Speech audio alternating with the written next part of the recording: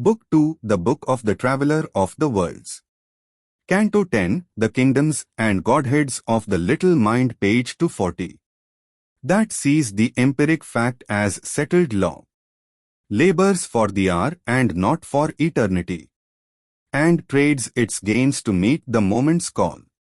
The slow process of a material mind, which serves the body it should rule and use, and needs to lean upon an erring sense, was born in that luminous obscurity, advancing tardily from a limping start, crutching hypothesis on argument, throning its theories as certitudes.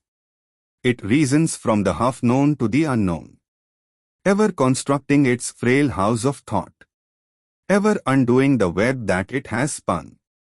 A twilight sage whose shadow seems to himself, moving from minute to brief minute lives. A king dependent on his satellites, signs the decrees of ignorant ministers. A judge in half possession of his proofs. A voice claimant of uncertainty's postulates. An architect of knowledge, not its source. This powerful bond slave of his instruments thinks his low station nature's highest top, oblivious of his share in all things made, and haughtily humble in his own conceit, believes himself a spawn of matter's mud, and takes his own creations for his cause. To eternal light and knowledge meant to rise.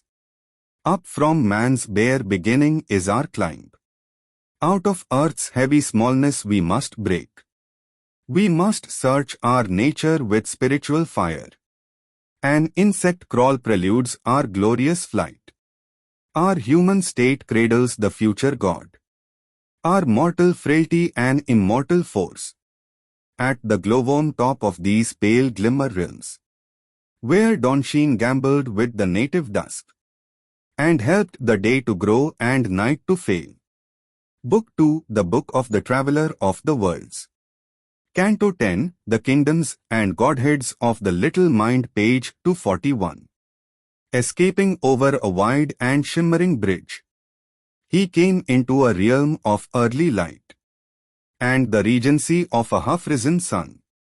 Out of its rays our mind's full orb was born, appointed by the spirit of the worlds, to mediate with the unknowing depths. A prototypal deft intelligence, half-poised on equal wings of thought and doubt, toiled ceaselessly twixt being's hidden ends. A secrecy breathed in life's moving act, a covert nurse of nature's miracles. It shaped life's wonders out of matter's mud. It cut the pattern of the shapes of things. It pitched mind's tent in the vague ignorant vast. A master magician of measure and device has made an eternity from recurring forms, and to the wondering spectator thought, assigned a seat on the inconscient stage.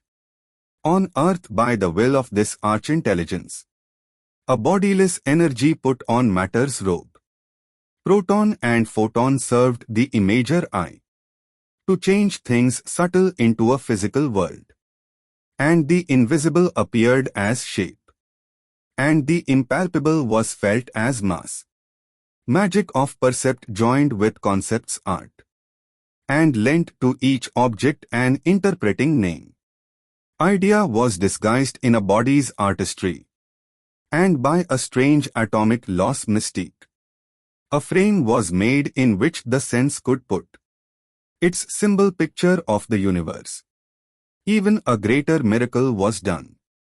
The mediating light linked body's power, the sleep and dreaming of the tree and plant, the animal's vibrant sense, the thought in man, to the effulgence of a ray above, its skill endorsing matter's right to think.